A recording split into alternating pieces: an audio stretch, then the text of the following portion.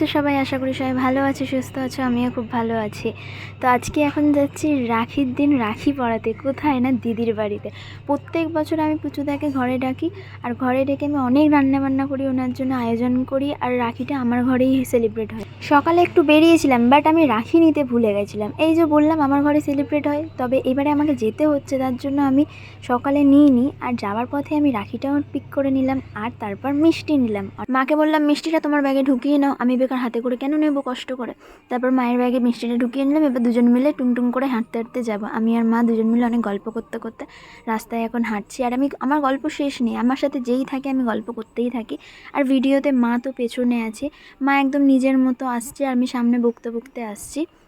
হ্যাঁ, তো যেটা বলছিলাম, প্রত্যেক বছর পুজোতে এসে আমার ঘরে রাখি পড়ে। এবারে দিদি আছে, তাই দিদি বললো আমাদের ঘরেই চলে আয়, এখানে এসে রাখিটা পরাবি। তার জন্য বিকেলবেলা বিকেলবেলা মানে সেই 7টা এরকম বেজে গেছে, 6টা 7টার সময় আমি রাখি পরিয়েছি। মানে এই প্রথমবার এতটা লেটে রাখি পরিয়েছি আমি। তো আমি বকতে বকতে আছিলাম, আর এখানে মাঝখানে দেখা একটা বিড়ালের সাথে দেখা হলো। বিড়ালটা এত কিউট ছিল, গোলু মোলু ছিল। লর্ডসে মিছিল হচ্ছে। নাইলাম ঢুকে গিয়ে আমি একটু বলে আসি, তারপর আসছি ব্যস্তই তাড়াহুড়োই। তারপর আমি আবার বললাম উই ওয়ান্ট জাস্টিস বলে চলে এলাম। মিয়ামরের সামনে পুরো ওই গল্ফ গ্রিন থেকে আসছিল।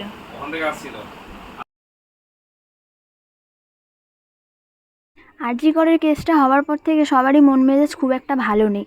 তো দিদি আবার বললো যে শুধু রাখিটাই নয়, পরিয়ে দেয়। আমি বললাম যে প্রত্যেক বছর আমি টিকা ফিকা মানে কী বলে ওটাকে, টিপ পরিয়ে তারপর প্রদীপের দিয়ে আমি পুচুদাকে রাখিটা পরাই, কিন্তু এবার আমি পরাবো না। ঠিক আছে, আমি শুধু রাখিটা নয় পরিয়ে দিই। আর 5 রকম মিষ্টি এনেছিলাম, ওখান থেকে মিষ্টি পুচুদাকে খাইয়ে দিলাম, আর রাখিটা পরিয়ে দিলাম। গত 3 বছর ধরে আমি রাখি পরাচ্ছি। তো পুজোদার জন্য আমি ফুলের দোকান থেকে এই রাখিটা নিয়ে আসি, কারণ এই রাখিটা খুব ভালো লাগে দেখতে। আমার তো কোনো দাদা বা ভাই কিছুই নেই, তো পুচুদাকে আমি যবে থেকেই দাদা বলেছি, তো ওনাকেই আমি রাখিটা পরাই।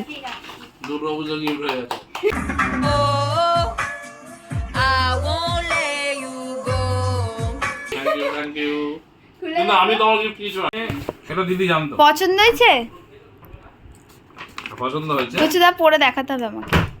আমি ব্র্যান্ডটা দেখে বললাম যে দিদি, তার মানে দিদি বলেছে। পুচুদা জানতোই না যে আজকে রাখি, তাই উনি আমাকে বলছে আমি কিন্তু কোনো গিফট নিইনি। আমি বলছি তো কী হয়েছে, সবসময় কি দাদাকে দিতে হবে? বোনরা বা দিদিরা কি দিতে পারে না গিফট? তাই আমি বললাম ঠিক আছে, কোনো ব্যাপার না, অবশ্যই আমাকে পরেও দিবে, সেটা কোনো ব্যাপার না, আমাকে গিফট না দিলেও চলবে। আমি বললাম ঠিক আছে, কোনো ব্যাপার না, তুমি এই গিফটটা নাও, আর খুশি হয়ে বলো যে কেমন লাগছে। আর আমি কিছু না কিছু গিফট তো নিতাম, জামা বলো যাই কিছু। তো দিদি আমাকে বললো যে ওখান থেকে যেই ব্র্যান্ডটা পুচুদা পরতে বেশি ভালোবাসে, তো ওইটা সাজেস্ট করেছিল, তার জন্য আমি ওরকমভাবে আনলাম। পুচুদা বুঝে গেছিলো অবশ্যই, দিদি সাজেস্ট করেছে গিফটের এটা। তো সব কিছু রাখি পরানো সব শেষ করে আমি নিজের মধ্যে আরাম করে বসেছিলাম। আর মা তো পেয়ানের সাথে গল্প করতে ব্যস্ত, মামুনির সাথে বকতেই ব্যস্ত। ওনার একটা বন্ধু পেয়ে গেছে, উনিও বকবক করছে, আর আমি একা একা এখানে দিদির সাথে বকবক করছি। এদিকে দিদি আর পুচুদা আমার মাথা খারাপ করে দিচ্ছিলো যে চলো বাইরে গিয়ে খাবে, চলো কী খাবে বলো, আমি অর্ডার করছি। আমি বললাম না, আমি কিছু খাবো না, তুমি বাদ দাও, পরে একদিন নয় আমরা খাওয়া দাওয়া করে নেবো। তো আমাকে হাতের মধ্যে দিদি মিষ্টি ধরিয়ে দিয়েছে, সন্দেশ।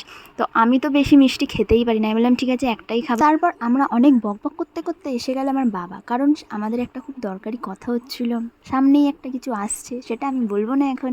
তো যাই হোক, সেই সামনে একটু মিটিং বসেছিল। আমি ধরো ভাবলাম আমি চাটাই নয় করি, কী করবো, তাই দিদি চা করছিলো। আমি বললাম ঠিক আছে আমাকে দে, আমি একটু তোর হাতে হাতে করে দিই।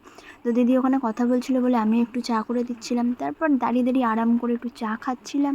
আমি কোনো কাজের না, তাই আমাকে কোনো কিছুতেই মানুষ জড়ায় না। নিজেদের মতো বকবক করছিল, আমি নিজের মতো ঘোরাঘুরি করছিলাম।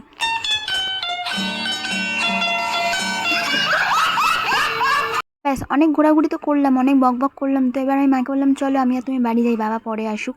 তো তারপর আমি আর মা বেরিয়ে গেলাম দিদিকে টাটা বাই বাই করে। সময়টা তো বেশ ভালোই গেল, এভাবে সবাই একসাথে দেখা সাক্ষাৎ হলে বেশ ভালো আড্ডাও জমে, আর মনটাও সবার ভালো থাকে।